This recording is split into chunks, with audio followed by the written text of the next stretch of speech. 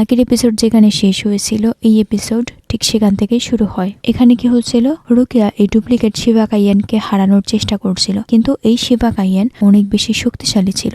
এক পর্যায়ে সে রোকেয়াকে তার জানপাক্তুর মাধ্যমে স্ট্যাব করার চেষ্টা করে, কিন্তু রোকেয়া কোনো রকমে নিজের জীবন বাঁচায়। পরে ওদের মাঝে আবারও ফাইট শুরু হয়। এখানে একজন আরেকজনের উপর ভারী পড়ছিল। তারপরও শিবা কাইয়েন হচ্ছে একজন অ্যারেঙ্কার, সো তার সামনে কিন্তু রোকেয়ার টিকতে অনেক বেশি কষ্টই হচ্ছিল। ফাইটের মাঝে শিবা কাইয়েন ওখান থেকে গায়েব হয়ে যাচ্ছিল আর পেছন থেকে রোকেয়ার উপর অ্যাটাক করছিল। রোকেয়া পুরোপুরি চেষ্টা করে শিবা কাইয়ানকে বরফে জমিয়ে দেওয়ার জন্য, কিন্তু সে পারছিল না। ওদের ফাইটের মাধ্যমে রোকেয়া অনেক বেশি হাঁপিয়ে গিয়েছিল। তারপরও সে চেষ্টা তো করেছে, তাই না? এদিকে আবার শিবা কাইয়ান বলে, আমি একমাত্র যে কিনা তোমাকে এই সকল টেকনিক শেখাতে ট্রেনিং করেছিলাম। আমি এই সব টেকনিক সম্পর্কে আগে থেকেই জানি, তো তুমি এরকম টেকনিক দিয়ে আমাকে হারাতে পারবে না। নতুন কিছুর চেষ্টা করো, যা কাজে আসবে। এদিকে রোকেয়া নিজেকে মনে মনে সান্ত্বনা দিচ্ছিল যে না, এটা শিবা কাইয়ান না। তখনই আবার সে ইশিদা আর সাদোর স্পিরিচুয়াল প্রেসার ফিল করতে পারে, মানে ওরা যে শক্তিশালী অপোনেন্টের সাথে ফাইট করছে সেটা সেও বুঝতে পারে। যা দেখে শিবা কাইয়েন বলে, ওরা হলো প্রেভারন এসপাদো, তোমার বন্ধুরা ওদের সাথে ফাইট করছে। তোমাকে দেখে মনে হচ্ছে তুমি অনেক বেশি চিন্তিত। প্রেভারন এসপাদের কথা শুনে রোকেয়া বলে, তাহলে কি ওরা এসপাদে না? মানে তার ফেসের মধ্যে একটু রিল্যাক্স ছিল আর কি। তো এটা দেখে আবার শিবা কাইয়েন বলে, এত রিল্যাক্স হওয়ার কিছু নেই। ওরা হচ্ছে ফর্মার এসপাদে, যাদেরকে বলা হয় ফলেন এসপাদে। তারা তোমার কোনো বন্ধুকেই একদম নর্মালি নেবে না। এখানে কোনো সন্দেহ নেই, তোমার বন্ধুরা সব মরতে চলেছে। এখানে আমাদেরও কিছু করতে হবে না, আর তোমারও তোমার বন্ধুদেরকে এখানে আনতে হবে না। তবে আমি এখানে তোমাকে মারবো। আসলে এই ডুপ্লিকেট শিবা কাইয়ানটা অনেক বেশি রুথলেস। সে যে কি বলে আর কি করছে কোনো কিছুই ঠিক নাই। তো এসব শুনে তরুকে আরো বেশি রেগে যায়, আর সে তার জানপাক্তকে আবারও রিলিজ করে, কিন্তু এতে করেও কোনো কাজ হয় না। ওদের মাঝে আবারও কিছুক্ষণ ফাইট হয়। এরই মধ্যে শিবা কাইয়ান কি করে, অনেক হয়েছে, এবার আমি তোমাকে দেখাবো আসল শক্তি কি। পরে সে তার জানপাক্তকে রিলিজ করে দেয়, যা ছিল বড় একটা স্প্যারোর মতো। তবে তার মাথায় ছিল তিনটা কি যেন, তবে সেটা স্প্যারো থেকে একটু ডিফারেন্স, মানে তার মাথায় ছিল তিনটা ডিজাইন করা। তা থেকে বড় কথা, শিবা কাইয়েনের জানপাক্তুর অ্যাবিলিটি ছিল ওয়াটার টাইপ জানপাক্তু। তার জানপাক্তুর নাম হচ্ছে নেজিফানা। যখন এই জানপাক্তুর শিকায় ফ্রম রিলিজ করা হয়, তখন এর মাথায় হর্স হেয়ার টেস্টেল যুক্ত হয়, যার কালার ছিল ব্লু।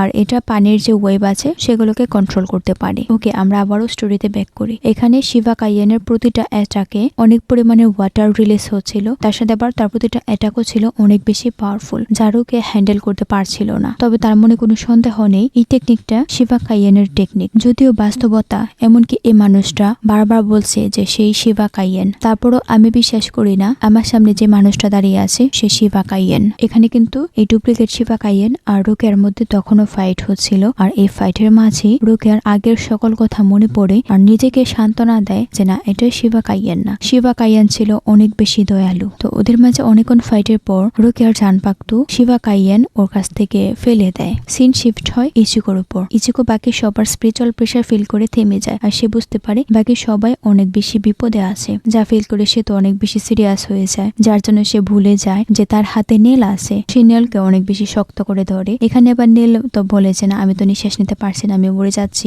নেল ইচিকোকে আবারও বোকা বানায়। এক পর্যায়ে নেল কান্না শুরু করে যে না, ইচিকো তাকে ভালোবাসে না, হ্যানতেন। কোন উপায় না পেয়ে ইচিকো তাকে তার কাঁধে নিয়ে দৌড়াতে শুরু করে। আসলে ইচিকো একটা বেবি সিটার হয়ে গেছে। পরের সিনে আবারও রোকেয়াকে দেখানো হয়। এদিকে শিবা কাইয়েন মনে মনে ভাবছে যে না, এবার সে খুব সহজেই রোকেয়াকে হারিয়ে দেবে। তখনই তার এই কল্পনাকে ভেঙে রোকেয়া শিবা কাইয়েনের উপর তার একটা হাকুডো ইউজ করে, যার জন্য কি হয়, সেখানে একটা ব্লাস্ট হয়। আর এই ব্লাস্টের জন্য সে রুমের কিছুটা দেওয়াল ভেঙে যায়। ওই ভাঙা অংশ দিয়ে সূর্যের আলো ভেতরে আসলে শিবা কাইয়েন সেখান থেকে সরে যায়। তো এটা দেখে আবার রোকেয়া বুঝতে পারে কোনো একটা কারণে এই যে ডুপ্লিকেট শিবা কাইয়েন আছে সে সূর্যের আলোকে ভয় পাচ্ছে। এখানে হয়তো সূর্যের আলোতে কোনো একটা ঝামেলা আছে। তার সাথে সেটাও বুঝতে পারে এই পর্যন্ত শিবা কাইয়েন তাকে যা যা বলেছে সে সবকিছু একদমই মিথ্যা ছিল। তারপর আবার রোকেয়া এই ডুপ্লিকেট শিবা কাইয়েনের উপর তার আরো একটা বাকুডো ইউজ করে, যার জন্য সে ট্র্যাপ হয়ে যায়। ডুপ্লিকেট শিবা কাইয়েন নিজেকে ছাড়ানোর চেষ্টা করে, কিন্তু রোকেয়া আবারও তার উপর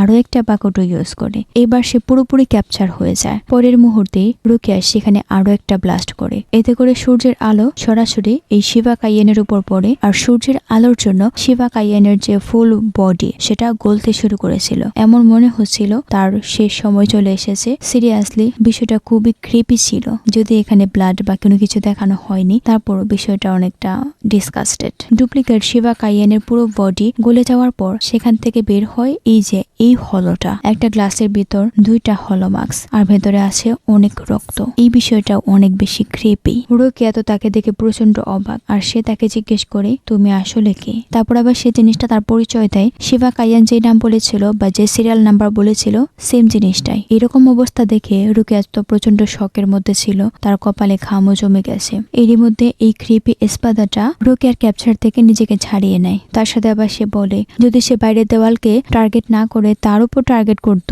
তাহলে কম হলেও সে তাকে একটা স্ক্র্যাচ করতে পারত। এই সূর্যের আলোর জন্য তার তেমন কোনো ক্ষতি হয়নি, শুধুমাত্র তার যে রিয়াল আইডেন্টি আছে সেটা বাইরে চলে এসেছে। এর থেকে বাড়তি কিছুই না। তবে তার থেকে বড় কথা হচ্ছে এখন আমার কাছে মনে হচ্ছে আমার রিয়াল পরিচয় দিয়ে দেওয়ার সময় হয়ে গেছে। এটা শুনে আবার রুকিয়া বলে এটা আমার জন্য দরকার ছিল। আমি এখন শিওর হয়ে গেছি যে তুমি শিবা কাইয়েন না। এখন আমি তোমাকে কোনো প্রকার রিগ্রেট ছাড়াই মারতে পারবো। এটা শুনে আবার সে এসপাদাটা বলে তুমি আমাকে হারাবে, তুমি আমার পাওয়ার সম্পর্কে কিছু জানো না, আমাকে আন্ডার এস্টিমেট করো না। শুধুমাত্র একটাই সমস্যা, আমি আমার পাওয়ারকে সূর্যের আলোতে ইউজ করতে পারি না। তবে যতক্ষণ পর্যন্ত এখানে ছায়া আছে ততক্ষণ পর্যন্ত তুমি আমার কিছুই করতে পারবে না। এসব বলে সে এসপাদাটা আবারও শিবা কাইয়েনের রূপ নিয়ে নেয়। পরে আবার এই ডুপ্লিকেট শিবা কাইয়েন বলতে শুরু করে এটা আইসিনের সার্ভিলিয়েন্স কিনা, এতে আমার কোনো মাথা ব্যথা নেই, কিন্তু সমস্যা হচ্ছে হোকামন্ডতে সব অন্ধকার এটা শেষ করে দিয়েছে। আমি সেই সকল মানুষকে বেশি পছন্দ করি যারা কিনা অন্ধকারের মধ্যে তার পাওয়ারকে সব থেকে বেশি ইউজ করতে পারে। আচ্ছা তুমি তো আমাকে বলেছিলে আমার পাওয়ারটা হচ্ছে ট্রান্সফরমেশন এবিলিটি, তাই না? রুকিয়া বলে এটা ছাড়া আর কি? তখন আবার ডুপ্লিকেট কাইয়েন বলে আমি একমাত্র গিলিয়ান্স যে কিনা এসপাদের লিস্টে আছে। নর্মাল ভাবে আমার কাছে এরকম কোনো এবিলিটি ছিল না যে আমি এখানে জয়েন করব, কিন্তু আমি যখন জয়েন করি তখন আমার সিরিয়াল নাম্বার আসে 9। তুমি কি জানতে চাও এটা কেন হয়েছে? এই পাওয়ারটা মূলত সেই হলর যে কিনা শিবা কাইয়েনের সাথে ফাইট করেছিল। এটা হলো মেটাস্ট্রিকা স্পিরিচুয়াল বডি ফিউশন। যখন ও মারা যায় আর হোক্কামন্ডতে চলে আসে তখন আমি ওর বডিকে খেয়ে মেটাস্ট্রিকা স্পিরিচুয়াল বডির এবিলিটি পাই। এটা শুনে তো রুকিয়া অনেক বেশি রেগে যায়। তখনই আবার সেই ডুপ্লিকেট শিবা কাইয়েন তার হাতে থাকা মাস্ক খুলে ফেলে, যা ছিল আরো অনেক বেশি ক্রিপি। সিরিয়াসলি মানে ও এরকম কেন? অন্য সবগুলো এরেঙ্কার তারপর হচ্ছে এসপাদের থেকে এই এরেঙ্কারটা অনেক বেশি ডিফারেন্স। এদিকে আবার আমরা আরো জানতে পারি শিবা কাইয়েনকে খেয়ে ফেলার পর এই হলোটা তার বডি থেকে বা তার মাইন্ড থেকে আগে সকল মেমোরি পেয়ে যায়। তো এর মাধ্যমেই এতক্ষণ ধরে সে রুকিয়াকে মিসগাইড করছিল, যাতে করে সে সুযোগ পেয়ে রুকিয়াকে মেরে ফেলতে পারে আর তাকেও খেয়ে ফেলতে পারে। এরপর কি হয়, সে নিজের জানপাক্তু যে আছে তার এবিলিটিকে রিলিজ করে দেয়, যেটা কিনা আস্তে আস্তে ট্রান্সফর্ম হতে শুরু করে। পুরোপুরি ট্রান্সফর্ম হওয়ার পর আমরা দেখি এটা অনেক বড় অক্টোপাস টাইপের একটা ক্রিয়েচার, যার হাত পা ছিল অনেক মানে সিরিয়াসলি অনেক বেশি, আর মুখ ছিল 2টা আর সবগুলো হাত পা নাড়াচাড়া করছিল। এই ক্রিপি ক্রিয়েচারটা দেখিয়ে এই এপিসোড এখানেই শেষ হয়।